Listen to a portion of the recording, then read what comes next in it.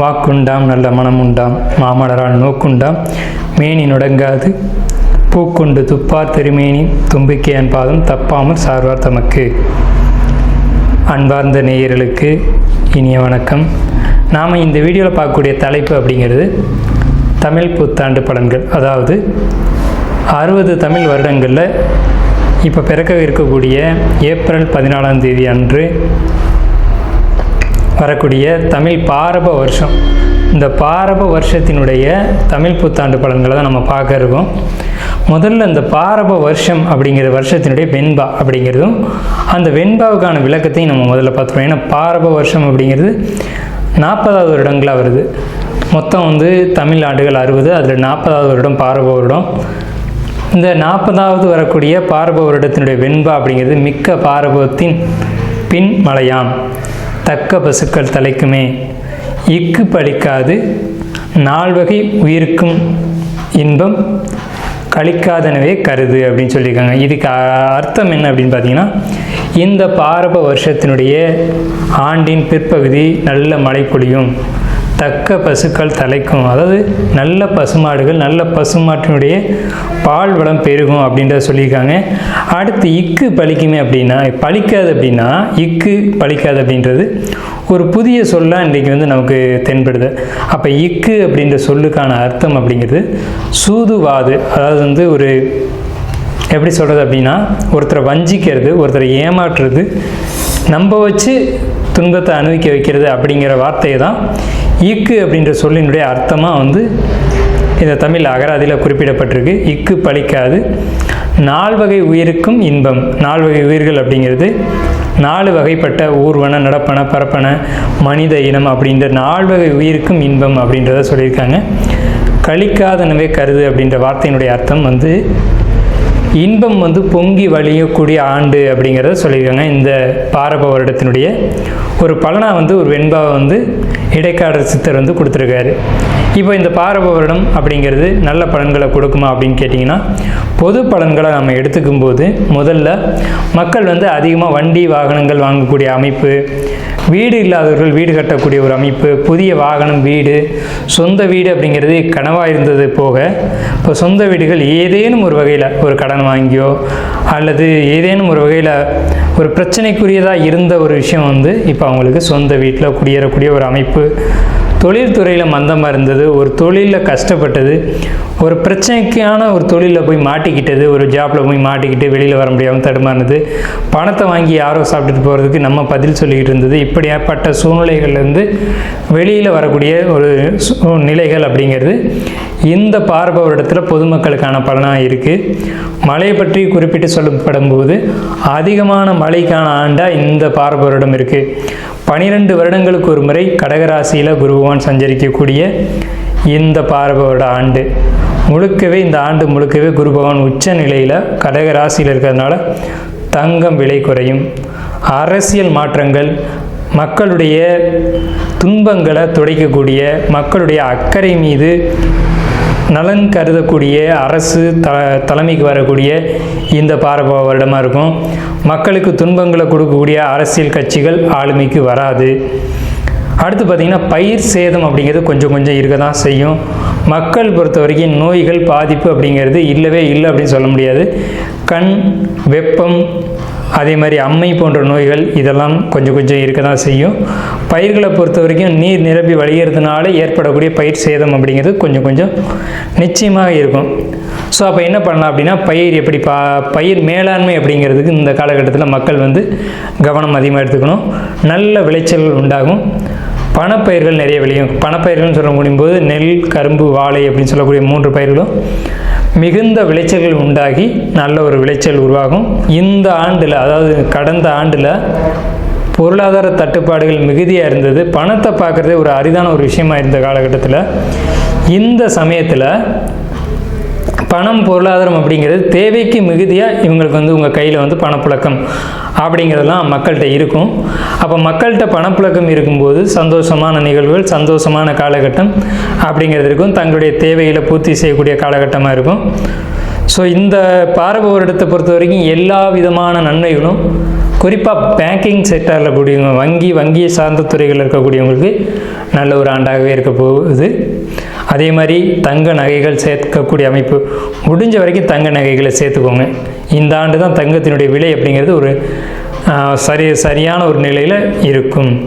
So மக்களுக்கு வாழ்த்துக்களும் வணக்கங்களையும் கூறி நம்ம ராசி பலனுக்குள்ளே போகலாம். எதையுமே அறிவால் ஜெயிக்கக்கூடிய மூல நட்சத்திரக்காரங்க இந்த பார்வை வருடம் என்ன மாதிரியான பலன்களை உங்களுக்கு சொல்ல காத்துட்ருக்கு அப்படின்னு பார்த்தீங்கன்னா, அனைத்திலும் வெற்றி, சுபகாரியங்கள், புதிய முயற்சிகள், புதிய தொழில் முயற்சிகள் வெற்றி அடையும் அப்படிங்கிறதுல மாற்றுக்கிறதுக்கு இடமில்ல. பயணங்கள், அதே மாதிரி புதிய தொழில் முயற்சிகள் இதெல்லாம் வெற்றி அடைவீங்க. கணவன் மனைவிக்குள்ளே இந்த கருத்து வேறுபாடு அப்படிங்கிறது நீங்கும். ஒற்றுமை அப்படிங்கிறது இன்னும் மிகுதியாகிட்டே போகும். உங்களுக்குள்ள இருக்க ஒரு அன்னோனியம் அண்டர்ஸ்டாண்டிங் அப்படிங்கலாம் அதிகமாக இருக்கும். பிரிஞ்சு போன கணவன் மனைவிகள் கூட ஒன்று சேரணும்னு நினைப்பாங்க இந்த மூல நட்சத்திரக்காரங்க. அதாவது தான் இறங்கி வந்து வாழ்க்கை துணையிட்ட விட்டு கொடுத்து போகணும் அப்படின்ற ஒரு நிலைக்கு வருவாங்க. இதன் மூலமாக வாழ்க்கை அல்லது திருமண வாழ்க்கை அப்படிங்கிறது மிகப்பெரிய ஒரு முன்னேற்றத்தை நோக்கி போகும். ஸோ இது வந்து உங்களுக்கு ஒரு வெற்றிகரமான தமிழ் புத்தாண்டாக இந்த பார்வை வருடம் அப்படிங்கிறது இருக்கும். வழக்கில் ஜெயிக்கக்கூடிய ஆண்டு, எதிரிகளை வீழ்த்தக்கூடிய ஆண்டு இந்த பார்வை வருடம். மூல நட்சத்திரக்காரங்களுக்கு எதிரிகள் என்ன செய்வாங்க அப்படின்னு பார்த்தீங்கன்னா, பிரச்சனை கொடுக்க முடியாமல் ஒதுங்கி போயிடுவாங்க. பிரச்சனை பண்ணலாம்னு நினைக்கக்கூடியவங்க கூட எதுக்கு நமக்கு பிரச்சனை அப்படின்னு ஒதுங்கி போகக்கூடிய ஒரு அமைப்பு. உங்களை பார்த்து அமைதியாகி போயிடுவாங்க. எந்த ஒரு பிரச்சனையும் வர்றதுக்கு முன்னாடியே உங்களுக்கு முன்னாடி அது அமைதியாக இருந்திருக்கும். ஸோ இது வந்து உங்களுக்கு ஒரு நல்ல புத்தாண்டாக இருக்கும். இந்த மூல நட்சத்திரக்காரங்க செய்யக்கூடிய வேலையில் ஜாப்பில் இருக்கீங்க அப்படின்னா உங்களுக்கு ஒரு ப்ரொமோஷனோ இன்க்ரிமெண்ட்டோ கண்டிப்பான முறையில் கிடைக்கும். ஸோ இதை பொறுத்த வரைக்கும் உங்களுக்கு நீங்கள் வழிபட வேண்டிய கோயில் அப்படிங்கிறது நாமக்கல் ஆஞ்சநேயர் கோயில். அன்பார்ந்த தனுசு ராசினியர்களே, உங்களுக்கு இந்த பார்வை வருடத்தினுடைய அமைப்பு எப்படி இருக்குது அப்படின்னு பார்க்கும்போது, ராசிக்கு 4ஆம் இடத்து சனி நல்லதா கெட்டதா அப்படின்னு பார்க்கும்போது நிச்சயமாக ஒரு தீய பலன்களை கையில் வச்சுருக்கு. என்னன்னு கேட்டிங்கன்னா, எந்த ஒரு விஷயத்தையும் கவனித்து தான் செய்யணும் அப்படிங்கிற ஒரு அமைப்பு. என்ன கவனித்து செய்யணும் அப்படின்னு பார்த்தீங்க அப்படின்னா, எந்த தொழிலாக இருக்கட்டும், வேலையாக இருக்கட்டும், அகலக்கால் வச்சிடக்கூடாது. யாரையும் நம்பி எந்த ஒரு அமௌண்ட்டையும் கொடுத்துடக்கூடாது. எதையும் நீங்களாக ஒரு முடிவு எடுக்காமல் ஜோதிடரை அணுகி கேட்டுட்டு நீங்கள் முடிவுக்கு வர்றது அப்படிங்கிறது ரொம்ப ஒரு உத்தமமான ஒரு விஷயமா இருக்கும். ஏன்னு கேட்டிங்கன்னா, இந்த ஜூன் மாதத்துக்கு பிறகு உங்களுடைய உடல்நிலையில் ஹெல்த் வைஸ் கொஞ்சம் ப்ராப்ளம் வரலாம் ஜூனுக்கு பிறகு. அதே மாதிரி உங்கள் குடும்பத்தில் இருக்கக்கூடிய மூத்த உறுப்பினர்களுக்கு, வயசானவங்களுக்கு, வயசான தாத்தா பாட்டி இவங்களுக்கெல்லாம் வந்து பார்த்தீங்க அப்படின்னா உடல்நிலையில் ரொம்ப வர அக்கறை தேவை. பண விஷயத்தில் ரொம்ப பரிமாற்றத்தில் வந்து ரொம்ப கவனமாக இருக்கணும். என்னென்னு கேட்டிங்கன்னா, செட்டில்மெண்ட் ஆன பணத்துக்கு கூட பிரச்சனைகள் சொல்லலாம். செட்டில்மெண்ட் ஆகிடுச்சு அப்படின்ற பணத்துக்கு கூட திருப்பி நோட்டீஸ் உங்களுக்கு விடலாம். செட்டில்மெண்ட் ஆகலை அப்படின்னு ப்ராப்ளம் பண்ணலாம். அதே மாதிரி அஜீரண கோளாறுகள் உங்களுக்கு ஏற்படலாம். இந்த மாதிரியான பிரச்சனைகள் வருது. விரைய செலவுகள், தேவையில்லாத விரைய செலவுகள் வர காத்துட்ருக்கு. அதனால் வந்து எந்த ஒரு செலவாக இருந்தாலும் சரி, சுப விரயங்களை நீங்கள் மாற்றிக்கிறது அப்படிங்கிறது உங்களுக்கு நல்லது. இன்வெஸ்ட்மெண்ட் ரொம்ப பெஸ்ட்டு. அதே மாதிரி இன்சூரன்ஸ் ரொம்ப முக்கியம். குழந்தைகள் விஷயத்தில் இன்சூரன்ஸ் ரொம்ப முக்கியம்.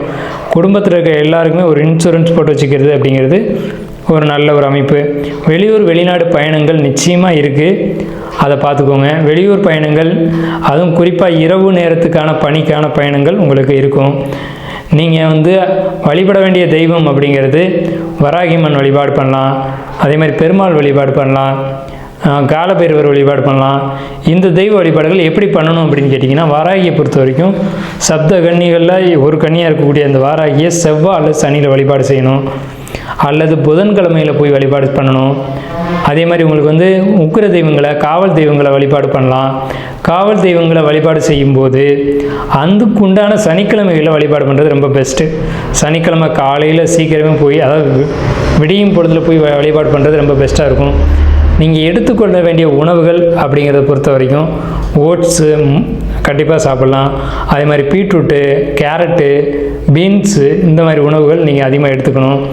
தவிர்க்க வேண்டிய உணவுகள் அப்படின்ற இதை பொறுத்த வரைக்கும் முட்டை கண்டிப்பாக தவிர்த்தாகணும். கார உணவுகள் நிச்சயமாக தவிர்த்தாகணும். ஸோ இந்த 2 உணவுகளையும் தவிர்த்துக்கிறது ரொம்ப ரொம்ப பெஸ்ட்டு. தனுசு ராசி இந்த பார்வை வருடத்தில் நம்ம சொல்லக்கூடிய குறிப்புகள். வழிபட வேண்டிய தெய்வங்கள் இவங்க தான். வாராகியம்மன் வழிபாடு ரொம்ப பெஸ்ட்டாக இருக்கும். அதே மாதிரி காலபைரவர் வழிபாடு ரொம்ப பெஸ்ட்டாக இருக்கும். இந்த குறிப்பிட்ட காலங்களில் வழிபாடு பண்ணுங்கள். பெருமாளுடைய வழிபாடு புதன்கிழமை என்று பண்ணும்போதும் ரொம்ப பெஸ்ட்டாக இருக்கும். இது எல்லாமே தொழில், வேலை போன்ற விஷயங்களுக்கு மிகப்பெரிய முன்னேற்றத்தை கொடுக்கும். கணவன் மனைவி ஒற்றுமையை பொறுத்த வரைக்கும் மிகப்பெரிய ஒரு முன்னேற்றத்தை கொடுக்கும். இப்போ நம்மளுடைய பலன்களை தெரிஞ்சுக்கிட்டோம். ஜோதிடத்தின் மீது ஆர்வம் கொண்டவங்களோ அல்லது கிரக நிலைகளை பற்றி தெரிஞ்சுக்கணும்னு நினைக்கிறவங்களோ அல்லது தனிப்பட்ட முறையில் ஜாதகம் பார்த்துக்கணும் அப்படின்னு நினைக்கிறவங்க, ஆன்லைன்லேயோ அல்லது நேரடியாகவோ தெரிஞ்சுக்கணும்னு நினைக்கிறவங்க, வாஸ்து தெரிஞ்சுக்கணும்னு நினைக்கிறவங்க அல்லது வீடு பார்க்கணும், எங்களுடைய வாஸ்து குறைகள் இருக்குதுன்னு சந்தேகப்படுறோம் அப்படின்னு தெரிஞ்சுக்கணும்னு நினைக்கிறவங்களுக்கு ஒரு சின்ன ஒரு விஷயம் என்னன்னு கேட்டிங்கன்னா, நமக்கு ஸ்க்ரீனில் தெரிகிற நம்பருக்கு நீங்கள் கால் பண்ணி பதிவு பண்ணிவிட்டு எப்போ வேணாலும் நம்மளை கால் பண்ணலாம். பதிவு பண்ணிக்கோங்க. உங்களுக்கான சர்வீஸ் பண்ணி கொடுக்கறதுக்கு நம்ம காத்துட்ருக்கோம். நன்றி, வணக்கம், வாழ்த்துக்களும்.